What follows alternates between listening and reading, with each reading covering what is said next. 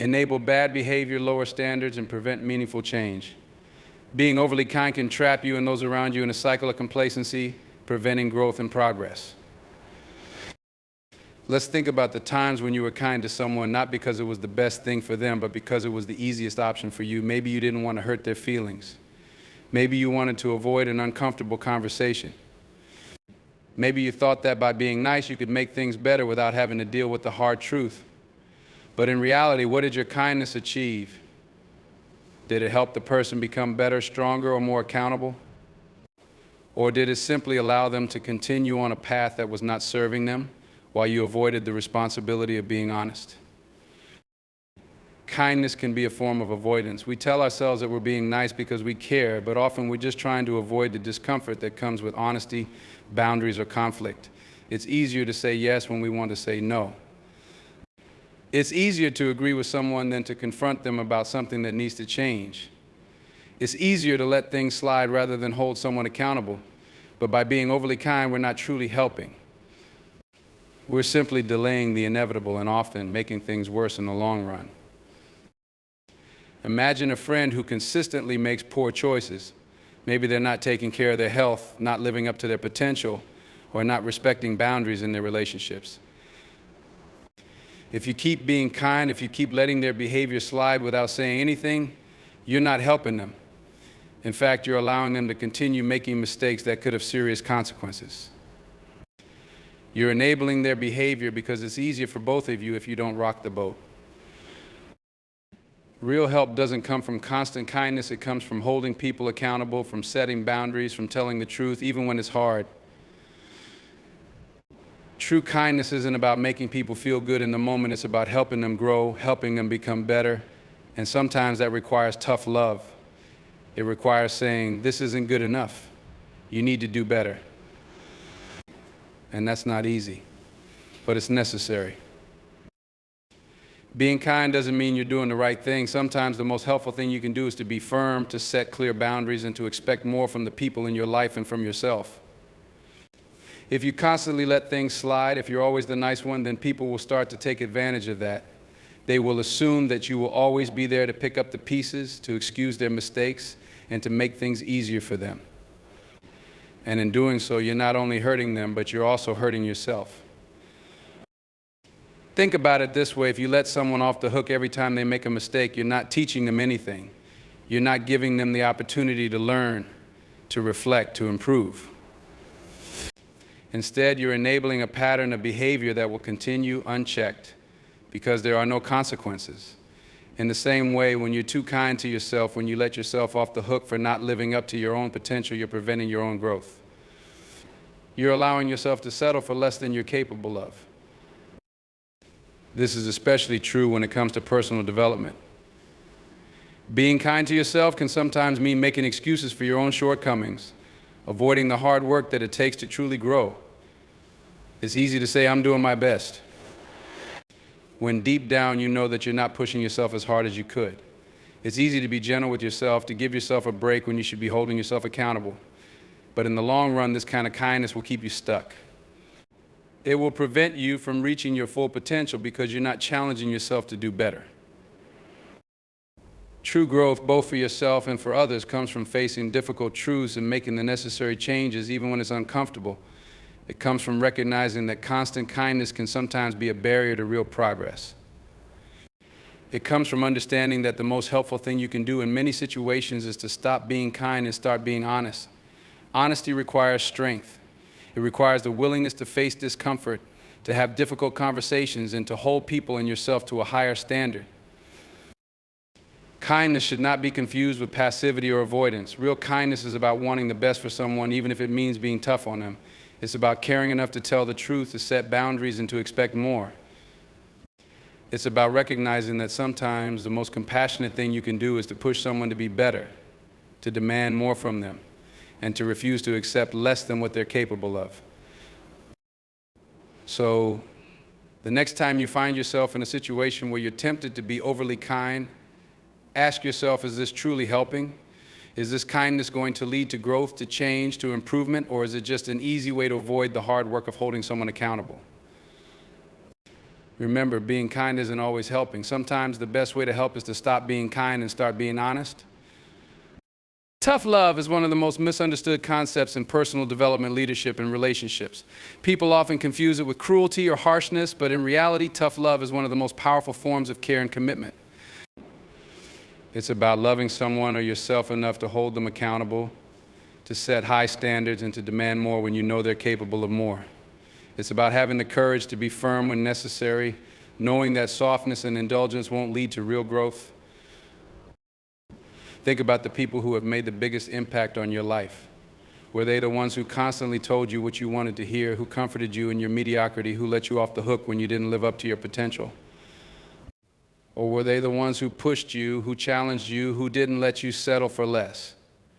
The people who love you enough to be tough on you are the ones who believe in your potential, who see what you're capable of, and who refuse to let you take the easy way out.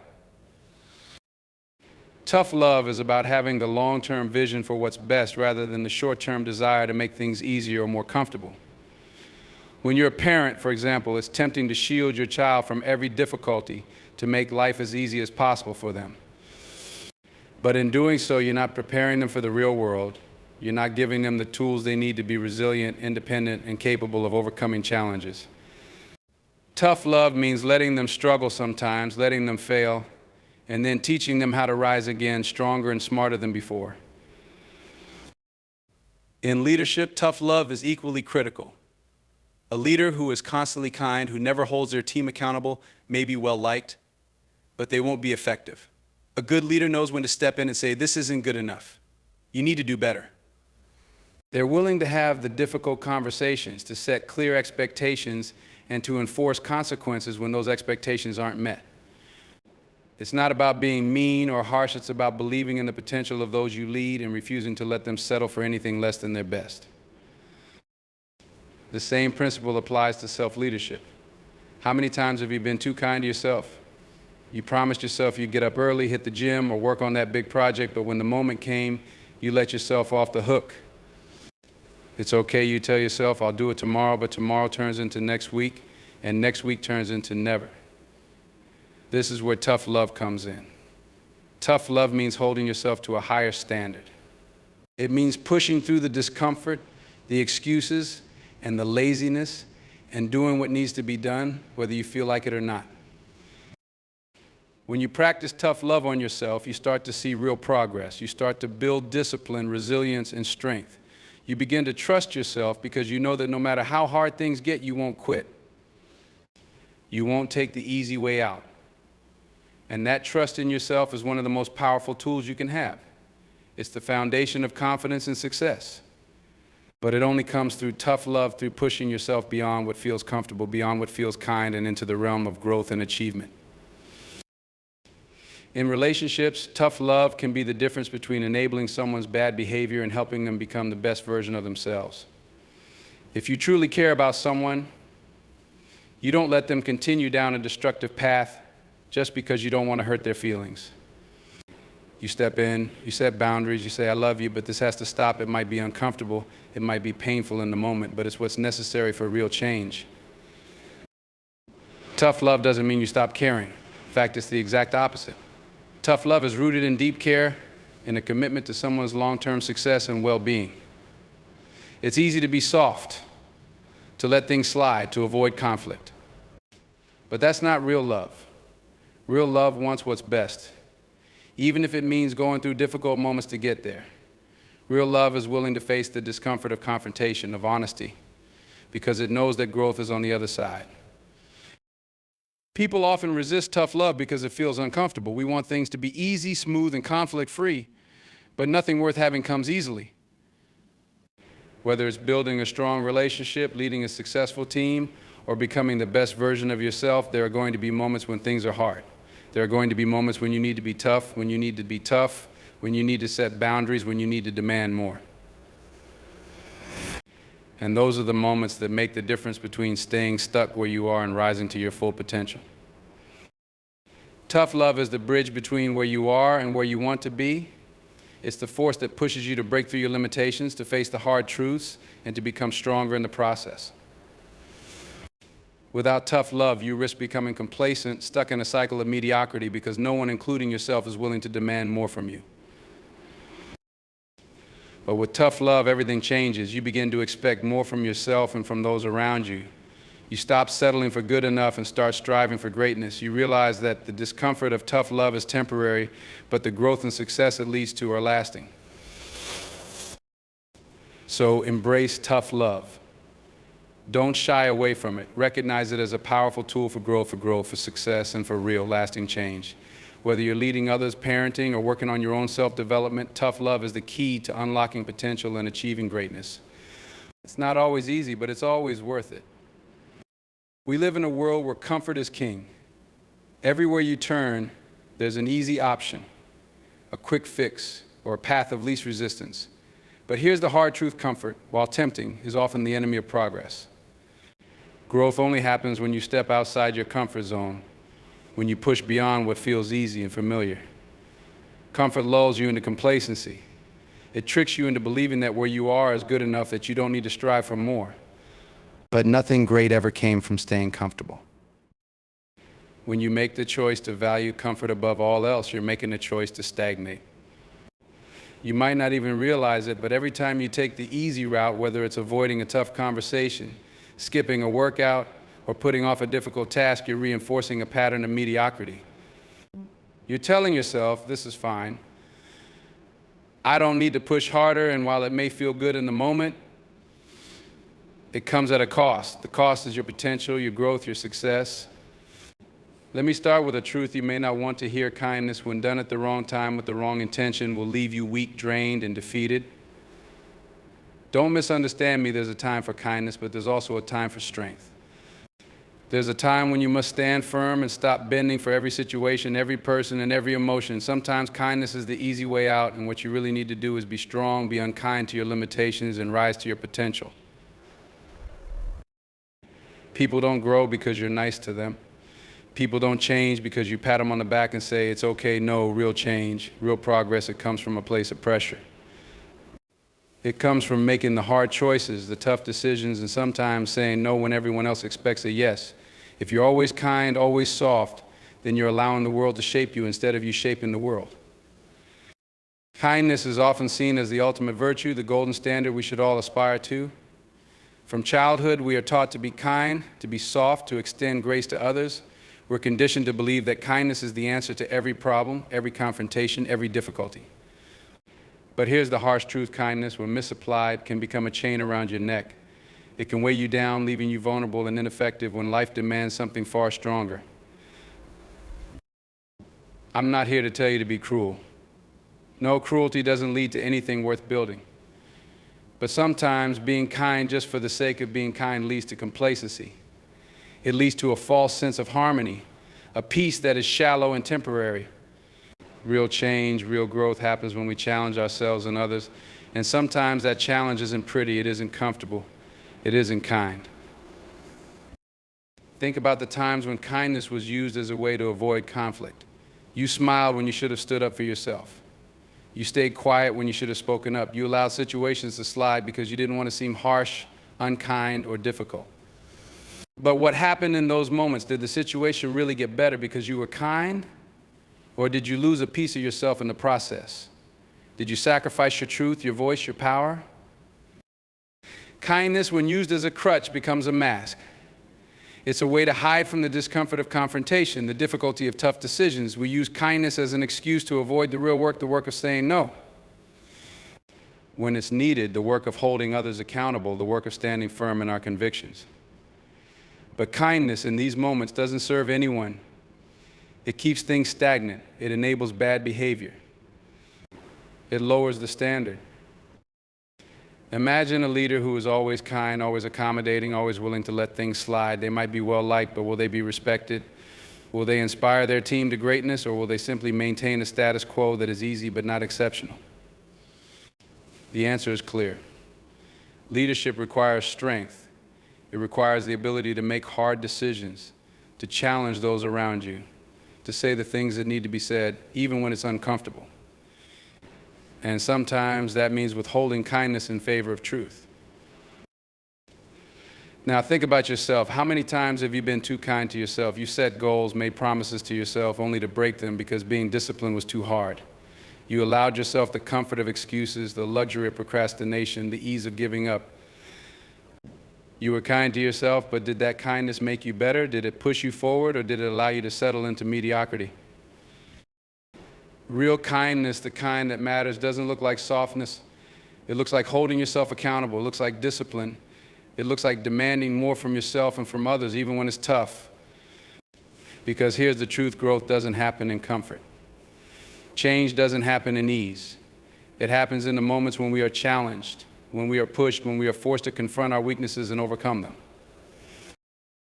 When we are too kind, we are essentially telling ourselves and others that it's okay to stay where we are, that it's okay to avoid discomfort, that it's okay to settle.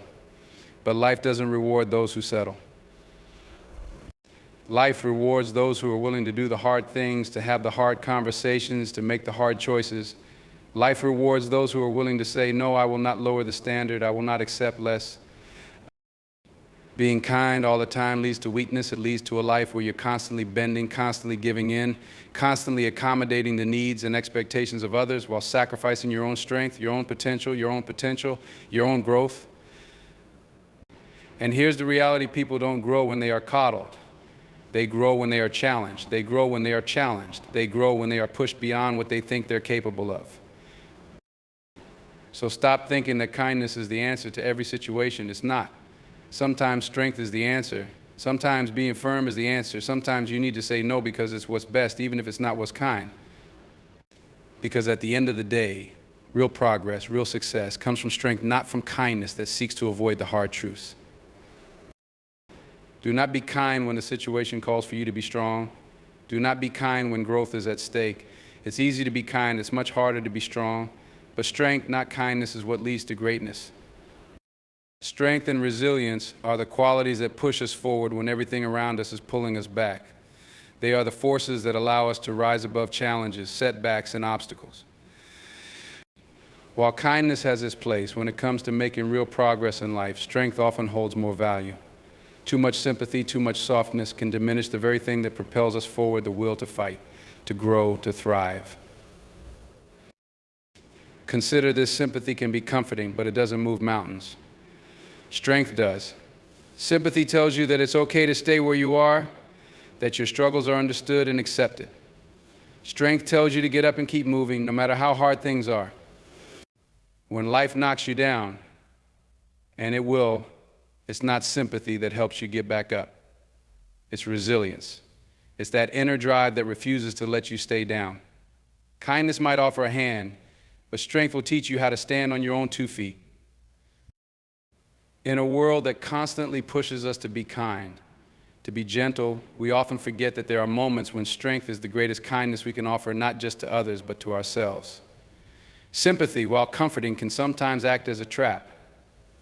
It keeps people in a place of stagnation.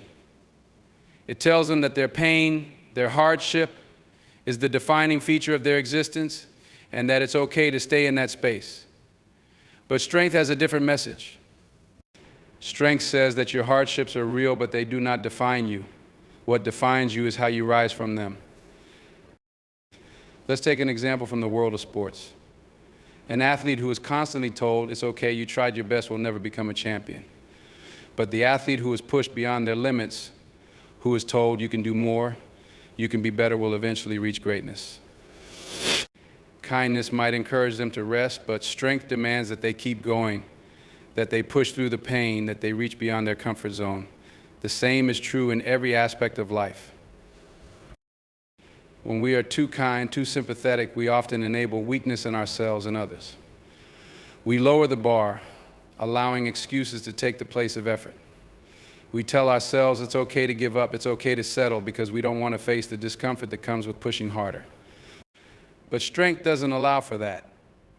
Strength doesn't make excuses, it doesn't tolerate mediocrity, it demands excellence, and it doesn't care how hard you have to work to achieve it. Resilience, true resilience, is built in the moments when you choose strength over sympathy. It's built in the moments when you refuse to let life break you, no matter how many times it tries. When you choose to stand tall, even when everything around you is falling apart, You're choosing strength. And that choice over time makes you unshakable.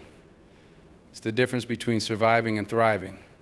Sympathy might help you survive, but strength will help you thrive. This is not to say that there is no place for kindness or sympathy. Of course, there are times when we need to offer a comforting word, a gentle hand, but those moments should be balanced with the understanding that strength, in the long run, is what will carry us forward. It's what will allow us to reach our full potential, to live lives that are not defined by our hardships, but by how we overcome them. Take a moment to reflect on your own life. Think about the times when you allowed sympathy, either from others or from yourself, to keep you in a place of comfort. Did that sympathy help you grow?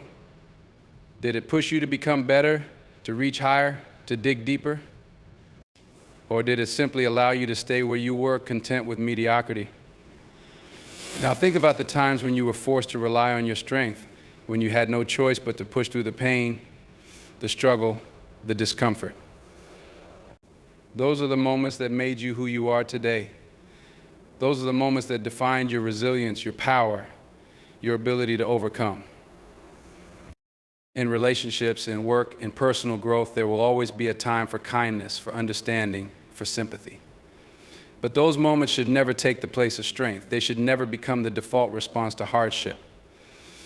Because if we always choose to be kind, if we always choose to offer sympathy, we are doing a disservice to ourselves and to those around us. We are denying them the opportunity to build their own strength, to discover their own resilience. Strength over sympathy doesn't mean being cold or uncaring. It means recognizing that true growth, true progress comes from challenge, from struggle, from the decision to rise above. It means understanding that sometimes the greatest act of kindness is to push someone or yourself beyond the limits of what's comfortable, beyond what feels safe. Because that's where true power is found. So the next time you're faced with a choice between being kind and being strong, remember this: kindness may offer comfort, but strength offers greatness. Choose to be strong. Choose to rise above. Choose to build a life that is defined not by sympathy, but by resilience. Kindness is often seen as an unquestionable virtue, something we should offer freely and without hesitation. But the reality is that kindness, when overused or misapplied, can sometimes do more harm than good.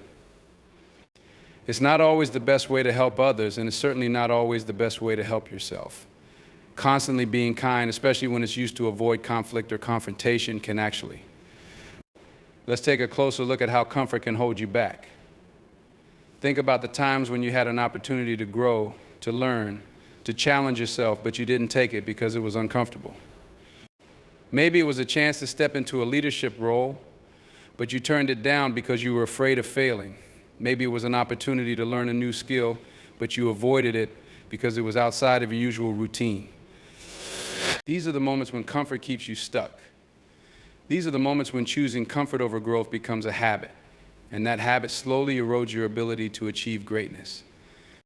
One of the biggest misconceptions people have is that they need to feel comfortable to do their best work. They think that if they wait for the perfect conditions, the right mood, or the ideal situation, then they'll be ready to excel. But excellence isn't born out of comfort. It's forged in the fire of adversity, in the moments when you're stretched beyond your limits, when you're forced to confront your weaknesses, and when you're challenged in ways that are uncomfortable and even painful. Consider the process of building muscle. When you lift weights, you're literally tearing the muscle fibers apart, breaking them down. It's uncomfortable, it's difficult, and sometimes it hurts.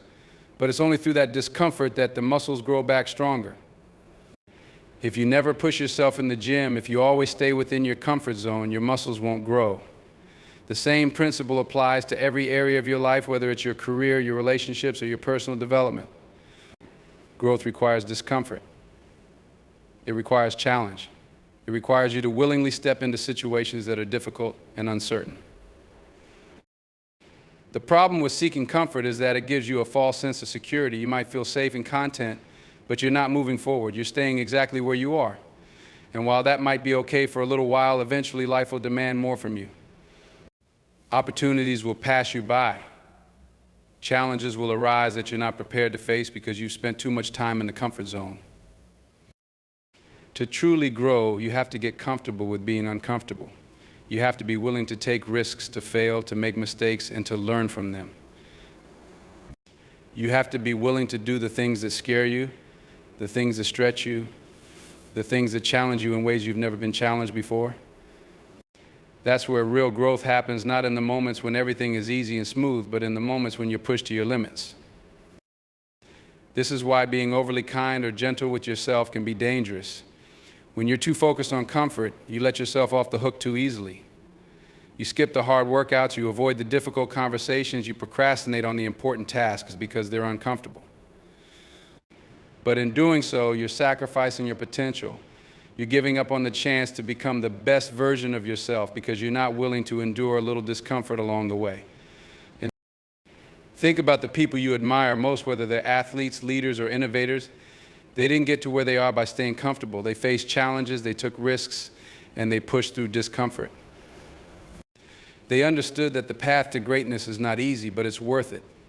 They embraced the discomfort because they knew it was a necessary part of the process. When you avoid discomfort, you're essentially telling yourself that where you are is good enough. But if you want more from life, if you want to achieve your goals, realize your potential, and create lasting success, you have to be willing to let go of the idea that comfort is the ultimate goal.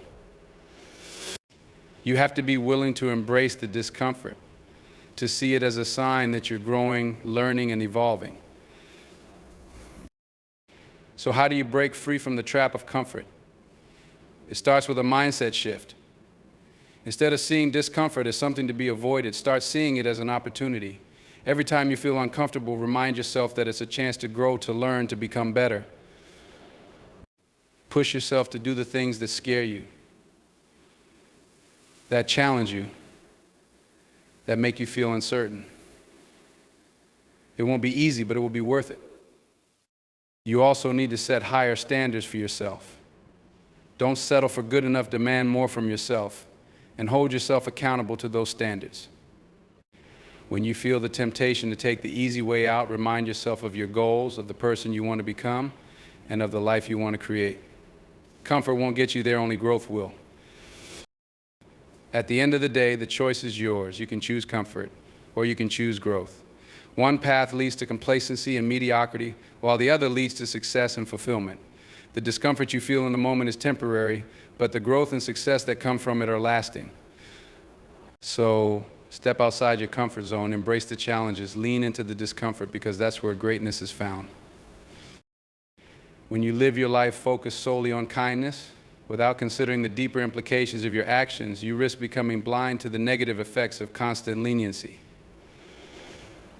Being nice all the time, whether to yourself or others, might seem like the path of least resistance, but it often creates a dangerous cycle that enables mediocrity, stagnation, and even bad behavior. By constantly prioritizing kindness, you end up diminishing the importance of accountability, discipline, and growth. One of the biggest dangers of this type of mindset is that it creates an environment where nothing ever changes. Imagine constantly being nice to someone who habitually makes poor decisions. You don't challenge them because you don't want to upset them. You allow them to continue on their destructive path, thinking that by being kind, you are somehow helping, but in reality, your kindness is hurting them because it enables their bad behavior. They never have to face the consequences of their actions, and therefore they never learn, never grow, and never improve.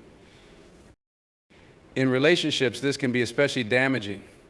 When you're always kind, always avoiding confrontation, you avoid the tough conversations that could actually lead to deeper understanding and stronger connections. Relationships, whether personal or professional, require honesty and accountability. If you're afraid to speak up when something is wrong because you don't want to hurt the other person's feelings, you're doing a disservice to both of you. Problems fester, issues go unresolved, and the relationship stagnates. What might have been a moment of growth and change becomes a missed opportunity, all because you chose kindness over honesty. The same applies to how we treat ourselves. Many people confuse self-compassion with self-indulgence. They think that being kind to themselves means letting themselves off the hook when they don't meet their own standards. They skip the gym, put off important tasks, or indulge in unhealthy habits, all in the name of being kind to themselves. But true self-care isn't about avoiding discomfort or excusing poor behavior. It's about holding yourself accountable, setting high standards, and pushing yourself to be the best version of who you can be. Kindness, when overused, becomes a crutch. it becomes an excuse to avoid the hard work of personal development. Growth is uncomfortable. It requires effort, sacrifice, and often a degree of pain. But by constantly being kind to yourself, by always choosing the easier, more comfortable route, you miss out on the chance to grow.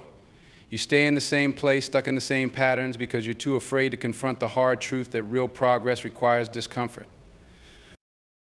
When you allow kindness to blind you to the need for accountability, you also risk fostering a culture of mediocrity. In a work environment, for example, a leader who is overly kind and lenient with their team may believe they're creating a supportive and positive atmosphere. But in reality, they're enabling poor performance and stifling the potential of their team. When people aren't held to a high standard, they don't strive to do better. They get comfortable, and their work suffers as a result. A team, just like an individual, needs to be challenged. They need to be pushed to grow, to develop new skills, and to reach higher levels of performance. A leader who is afraid to confront underperformance, who avoids giving tough feedback in the name of kindness, is failing their team. The kindest thing you can do for someone is to help them realize their full potential. And sometimes that means being tough, being direct, and being willing to make them uncomfortable. On a personal level, being blinded by kindness can also lead to a lack of self-discipline. Self-discipline is the ability to do what needs to be done, even when you don't feel like doing it. It's about making choices that align with your long-term goals rather than giving in to short-term comfort. When you're too kind to yourself, you allow yourself to take the easy way out. You tell yourself that it's okay to skip the hard work today, that you'll get to it tomorrow. But tomorrow turns into the next day, and the next day after that, and before you know it, you've let weeks or even months go by without making any real progress. This lack of self-discipline keeps you stuck in the same place year after year. It keeps you from achieving your goals and living up to your potential. The hard truth is that success requires discipline. It requires the ability to push through discomfort, to delay gratification, and to stay focused on what really matters. By constantly being kind to yourself, by always choosing comfort over discipline, you're sabotaging your own success. Another danger of being overly focused on kindness is that it can make you vulnerable to manipulation. People who are always kind, always eager to avoid conflict, are often taken advantage of. Whether it's in personal relationships or in professional settings, there will always be people who exploit kindness for their own gain. They know that you won't push back, that you won't challenge them, and they take advantage of that. In the end, you're left feeling used and resentful, all because you were too focused on being kind to stand up for yourself. True kindness requires strength. It requires the ability to set boundaries, to say no when necessary, and to hold people accountable for their actions. It's not about being a pushover or avoiding conflict. It's about caring enough to do what's right, even when it's hard. Sometimes the kindest thing you can do is to be honest, to confront someone about their behavior, and to demand more from them. That's how you help people grow. That's how you help yourself grow. In the end, kindness has its place, but it should never come at the expense of growth, accountability, and self-discipline. If you allow yourself to be blinded by kindness, you risk staying stuck in the same patterns of behavior, missing out on opportunities for growth and progress. You risk enabling mediocrity both in yourself and in others. The key is to strike a balance between kindness and accountability, between compassion and discipline. Only then can you truly help others and yourself reach their full potential.